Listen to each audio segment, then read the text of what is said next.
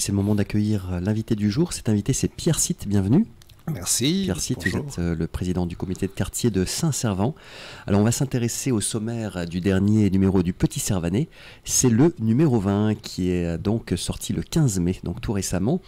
On va tout d'abord parler d'un vide-grenier qui marche très bien chaque année, c'est celui des Corbières. Oui, qui a lieu demain, donc c'est vraiment complètement d'actualité, hein, un vide-grenier très sympa qui dure toute la journée et qui est au profit justement des patients des Corbières. Donc moi, on invite la population, les Servanaises et les Servanais à s'y rendre. En plus, c'est un bel endroit, donc c'est que du bonheur, du bonheur. Il faut y aller, et même si on n'achète rien, on trouve toujours des bricoles intéressantes pour la maison, ou pour le garage ou le jardin. Et non, c'est un bel endroit, il faut absolument y aller. Un moment convivial. Voilà. La fête du vélo, Pierre Sitt, va passer à Saint-Servant dimanche. Oui, alors pas seulement, sincèrement, notamment. Parce que la fête du vélo qui est organisée par une association que les Malouins connaissent, hein, à Vélo Malo. Cette fête du vélo permet chaque année en fait de parcourir le territoire et de découvrir un peu les nouveaux aménagements. C'est l'occasion, et comme ça on emmène les cyclistes et les familles, parce que ça s'adresse à tout le monde. Et bien sûr, donc la fête du vélo passera à Saint-Servant, puisque traditionnellement elle s'achève au Grand Domaine par un grand pique-nique.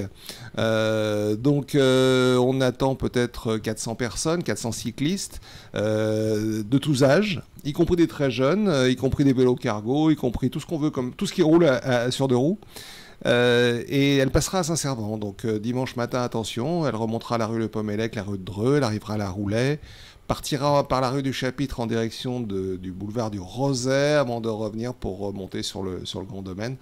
Donc la gêne pour les automobilistes sera là, mais elle sera courte, hein, c'est le temps du passage du peloton, hein. Ça va moins vite que le Tour de France, mais parce que c'est pas le but en même temps, hein. Voilà, c'est pas le but, c'est surtout pas une course. C'est une promenade très facile d'ailleurs, hein. Il y a 14 km, mais ça se fait très simplement parce que l'essentiel est assez plat, il n'y a pratiquement pas de petites côtes, accessible à tous. Donc venez nombreux, il fera beau, et c'est à chaque fois un moment très très très très sympa, quoi. L'important, c'est de participer.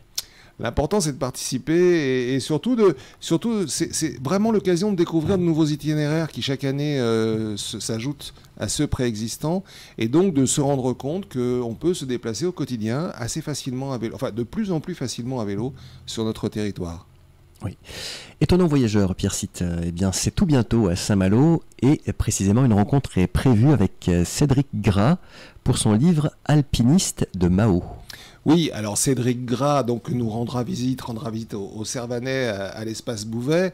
Là, nous serons le dimanche 28 mai. C'est dans le cadre du Festival Étonnant Voyageur, que les Malouines et les Malouins connaissent, mais tout le monde connaît, le monde entier connaît. Donc un festival absolument extraordinaire d'un point de vue de qualité, etc. Et nous avons la chance de recevoir Cédric Gras, qui est un jeune auteur. Jeune mais prix Albert Londres, tout de même, quand même, oui. Hein, donc un auteur reconnu pour sa qualité d'écriture, et je crois que les gens qui peut-être ne le connaissant pas découvriront ou feuilleteront ses livres, découvriront une qualité d'écriture assez étonnante, vraiment très agréable. Et alors il se définissait comme un voyageur écrivain, même si, dit-il, il est plus écrivain que voyageur, à son grand regret actuellement. Il a parcouru à peu près le monde entier, beaucoup l'Asie, la Sibérie orientale, et puis beaucoup l'Asie. Et il s'intéresse à la montagne, à la promenade, à la montagne, et à travers ses écrits, nous fait découvrir ces lieux. Et puis, il s'est intéressé à des aventures humaines. Il avait écrit Alpiniste de Staline, il y a quelque temps, qui racontait en fait comment le pouvoir stalinien se servait de l'alpinisme pour essayer de sa propre propagande. Et à l'occasion de ce livre, il a découvert que le régime de Staline avait formé à la demande de Mao des alpinistes pour faire la même chose, donc, et de faire avoir des alpinistes de Mao. Et alors là, il s'agit d'une aventure assez extraordinaire et totalement improbable, puisque ces alpinistes qui au départ n'avaient même jamais vu de montagne avant d'être formés, c'est vous dire, on leur a donné pour mission, le pouvoir leur a donné pour mission de monter au sommet de l'Everest, un buste de Mao et planter le drapeau chinois. Alors dans un cadre politique. puisque la Chine venait de conquérir et d'annexer le Tibet, ce qui n'est encore pas reconnu, on le sait, hein, mais on vit un peu la même chose avec l'Ukraine aujourd'hui, donc on était à peu près dans le même contexte. Et porter le buste de Mao au sommet de l'Everest, c'était une façon de marquer un territoire. Alors bien évidemment, pour la propagande, ils y sont arrivés. En réalité, personne n'en sait rien, mais il est très probable que non, puisque la photo que nous reproduisons dans le Petit Servanet, où on voit le buste de Mao au sommet de l'Everest, on se rend compte qu'il y a au minimum sur la photo intégrale 9 personnes, pas réellement équipées, et sur une voie pratiquement impossible à faire, même par les alpinistes les meilleurs d'aujourd'hui. C'est de la communication ?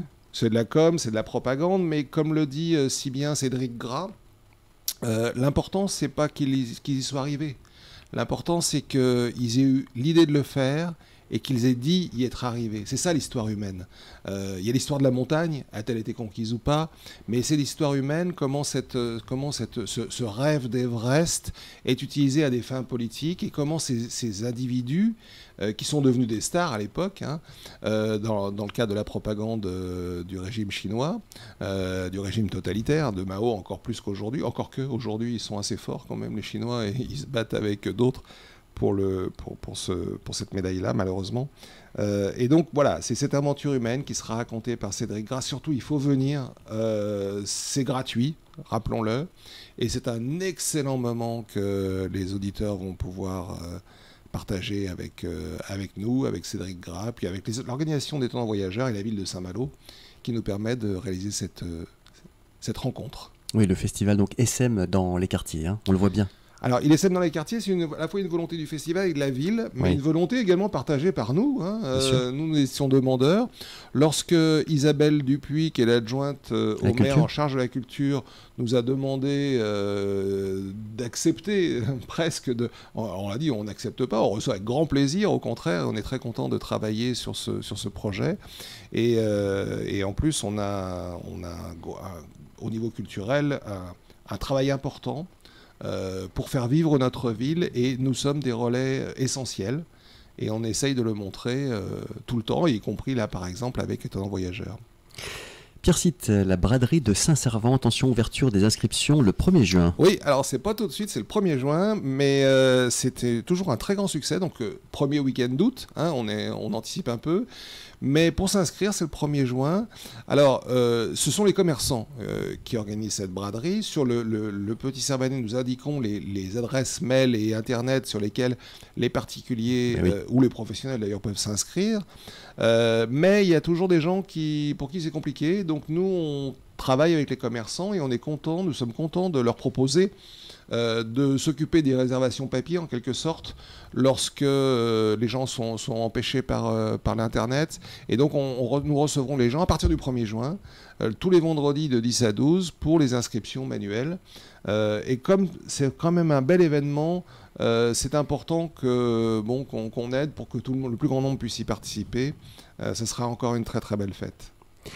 Le coin des commerçants, c'est une rubrique régulière, hein, au cœur du Petit Servanet, Pierre Sitt.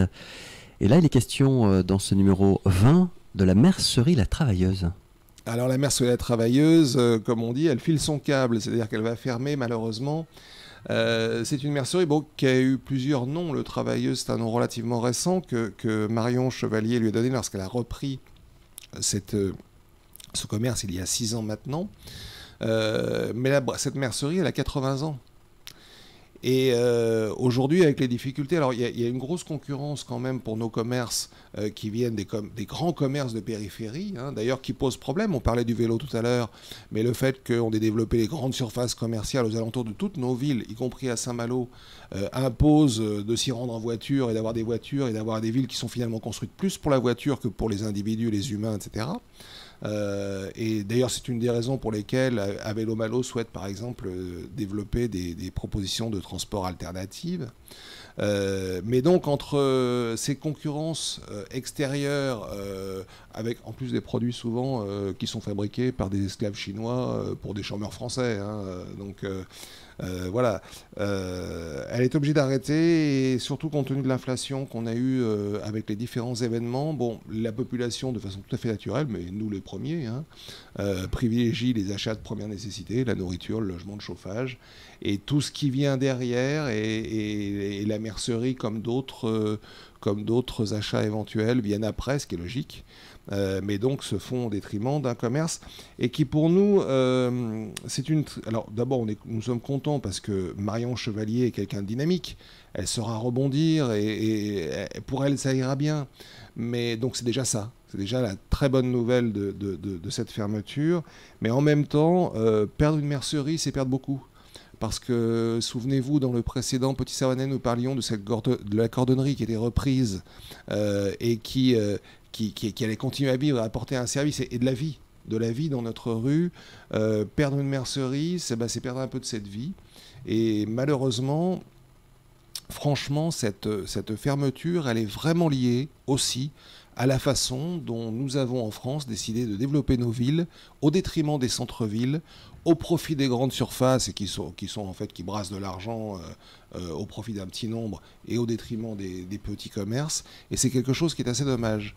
Dommage et dommageable. Dommageable pour la qualité de nos villes, la qualité de nos centres-villes, la paix dans nos rues, etc. Donc franchement, c'est un grand regret.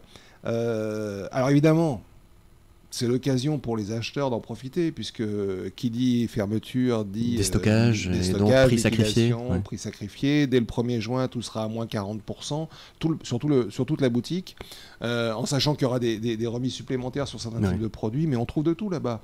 Les petits boutons, la passementerie, des aiguilles pour vos machines à coudre, quel que soit le modèle, enfin. Et puis surtout, on trouve un accueil formidable, parce que Marion Chevalier est une femme que les Servanaises et les Servanais connaissent, mais qui nous accueille toujours avec un grand sourire, avec de bonne humeur, enfin que du bonheur, quoi. Comme tous nos commerçants d'ailleurs, mais on le répète à chaque fois, on a l'impression de redite, mais c'est la réalité en fait, hein, donc voilà.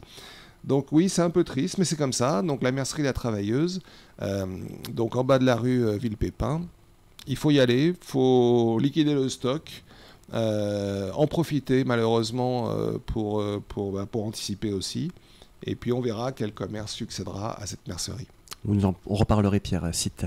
On rappelle aussi les permanences donc au local, c'est-à-dire à la mairie annexe de Saint-Servant. À la mairie annexe de Saint-Servant, au niveau du parking, donc sur la gauche, on contourne, on passe derrière la bibliothèque municipale. Et tous les vendredis, effectivement, de 10h à midi, jour de marché, c'est l'occasion d'en profiter. On a les permanences, mais il y a beaucoup d'autres activités. Le local est ouvert beaucoup plus longtemps. On est aussi en train de préparer l'avenir. On a, mais vous le savez, on en avait parlé, installé tout un banc informatique avec trois PC qui sont à disposition du public. Donc là, on est en train de finaliser la proposition que nous allons faire, y compris en termes de formation et d'assistance au niveau des Servanais. Et puis, donc, tout au long de la semaine, différents événements, que ce soit les jeux, le tarot, etc. Voilà, donc quelque chose d'important, d'être au service du public, et surtout avec nos 160 adhérents qui ont... Avec des tranches d'âge différentes. Oui, alors qui vont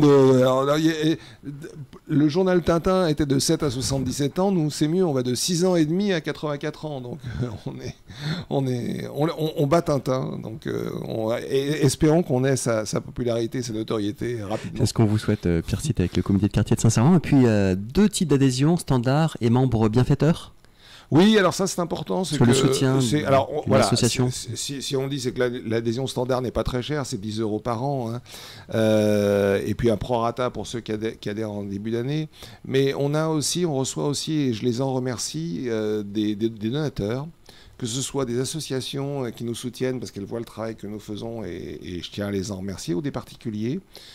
Cette année, par exemple, on a déjà reçu près de 400 € de dons, donc des membres vraiment bienfaiteurs qui nous aident à investir, à participer à des manifestations, à représenter dignement Saint-Servant, à accueillir des gens comme Cédric Gras dans d'excellentes conditions, à proposer des services comme l'informatique ou des activités, ou comme le carnaval, comme nous l'avons fait avec les enfants, comme voilà.